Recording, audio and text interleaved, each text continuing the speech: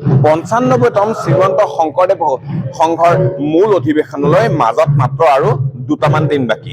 এই মুহূৰ্তত মই বৰ্তমান উপস্থিত আছো শ্ৰীমন্ত শংকৰদেৱ সংঘৰ জামুগুৰিহাট আঞ্চলিকৰ কেন্দ্ৰীয় নামঘৰত।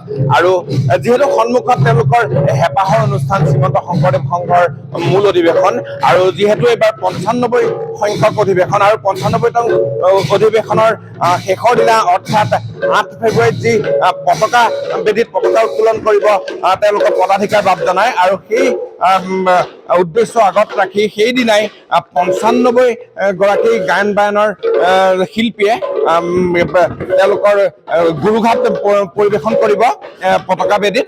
আৰু তাৰেই এই মুহূৰ্তত জামুগুৰিহাটৰ দুগৰাকী শংকৰী সংস্কৃতিৰ সাধক বংশী ভূঞা আৰু মৃণাল কৃষ্ণ হাজৰিকাৰ নেতৃত্বত প্ৰশিক্ষণ দি থকা হৈছে। মোৰ লগত প্ৰশিক্ষক দুগৰাকী উপস্থিত আছে। মই যাম তেওঁলোকৰ ওচৰলৈ, তেওঁলোকৰ পৰা এই বিষয়ে কিছু জানিব চেষ্টা কৰিম। কি ধৰণে আপোনালোকৰ অগ্ৰগতি চলি আছে? যিহেতু আমি আদৰণি সমিতিৰ যিবিলাক সিদ্ধান্ত অনুসৰি আমি সংস্কৃতি শাখাৰ আমাৰ সম্পাদক মৃণাল কৃষ্ণ হাজৰিকা আৰু আমি সম্পূৰ্ণৰূপে গোটেই শিল্পীসকলক আমি প্ৰশিক্ষণ দিয়াৰ ব্যৱস্থা কৰা হৈছে।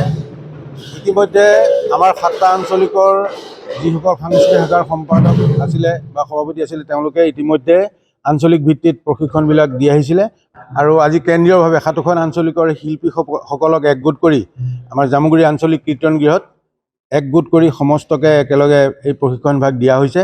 আৰু এই প্ৰশিক্ষণৰ জৰিয়তে আমাৰ যি পতাকা বেদীৰ যি কাৰ্যসূচী, সেই কাৰ্যসূচীত প্ৰাক মুহূৰ্তত আমাৰ যি গুৰুঘাট পৰিৱেশন কৰিব, এই 7খন আঞ্চলিকৰ শিল্পীসকলক একগোট কৰি সেই পৰিৱেশন আমি কৰোৱাৰ ব্যৱস্থা গ্ৰহণ কৰা হৈছে।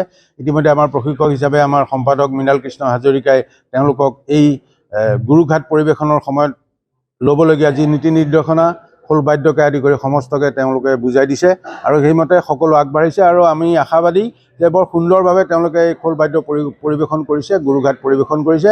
আৰু আমাৰ আদৰণি সমিতিয়ে যি আশা কৰি পেলাই আমাক দায়িত্বভাগ অৰ্পণ কৰিছিলে, আমি বিশ্বাস কৰিবলৈ আজি ভাল লাগিছে যে আমি সফল হোৱাৰ আশা আমি সম্পূৰ্ণ পুহি ৰাখিছোঁ। আমি সফল হ'ম বুলি আমি বিশ্বাসত ল'ব পাৰিছোঁ।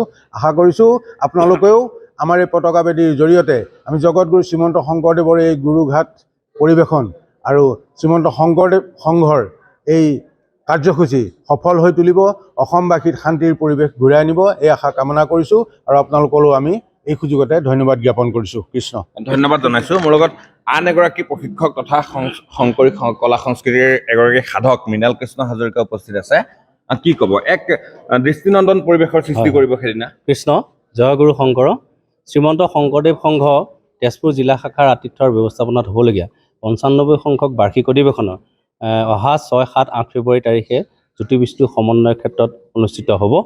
সেই হেতুকে অহা 8 ফেব্ৰুৱাৰী তাৰিখে যি কাৰ্যক্ৰমণিকা অনুসৰি 8 ফেব্ৰুৱাৰী তাৰিখে যি পবিত্ৰ পতাকা উত্তোলন হ'ব, এই পতাকা উত্তোলনত 95 গৰাকী, যিহেতু 95 সংখ্যক বাৰ্ষিক অধিৱেশন, 95 গৰাকী গায়ন বায়নৰ শিল্পীৰ দ্বাৰা গুৰুঘাট পৰিৱেশন কৰা হ'ব।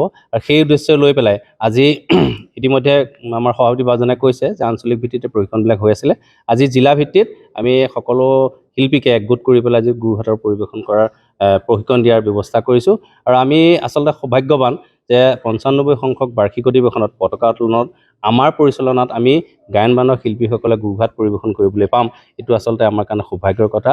আৰু এটা কথা ক'ম যে আজি আমাৰ জীৱনত হয়তো সৰুসকলে পাব, আমি হয়তো আৰু ইয়াৰ পিছত আমাৰ জিলাত আকৌ আমি কেনেকুৱা এটা পৰ্যায়ত এই অধিৱেশন ভাগ আহিব আমি নাজানো।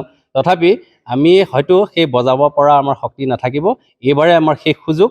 আমি নিজৰ জিলাত অসমৰ বিভিন্ন প্ৰান্তৰ পৰা অহা লাখ লাখ ভগৱত বৈষ্ণৱৰ আগত এই গুৰুঘাট পৰিৱেশন কৰিবলৈ পাম। এইটো আচলতে আমাৰ কাৰণে বৰ সৌভাগ্যৰ কথা। ঈশ্বৰৰ ওচৰত প্ৰাৰ্থনা জনাইছোঁ যাতে আমি সেই অনুষ্ঠান ভাগত এই গুৰুঘাট ভাগ সম্পূৰ্ণ শুদ্ধ ৰূপত আৰু সুন্দৰভাৱে পৰিৱেশিত কৰিব পাৰোঁ। এই আমি ভগৱান শ্ৰীকৃষ্ণৰ শ্ৰীচৰণত তথা ভগত সমাজৰ শ্ৰীচৰণত আমি প্ৰাৰ্থনা জনাইছোঁ। ধন্যবাদ জনাইছোঁ। সঁচাকৈ এক ব্যতিক্ৰমী চিন্তাৰ উন্মেষ ঘটাই শ্ৰীমন্ত শংকৰদেৱ সংঘৰ উদ্যোক্তাসকলে যি আগন্তুক তেওঁলোকৰ হেঁপাহৰ অনুষ্ঠান মূল অধিৱেশনৰ তৃতীয় দিনা অৰ্থাৎ মূল কাৰ্যসূচীৰ দিনা পতাকা বেদীত 95তম সংখ্যক ভাৱে উদযাপন কৰা হ'ব। আৰু সেই তাৰ উদ্দেশ্য আগত ৰাখি 95 গৰাকীকৈ গায়ন বায়নৰ শিল্পীয়ে প্ৰদৰ্শন কৰিব গোৰঘাট।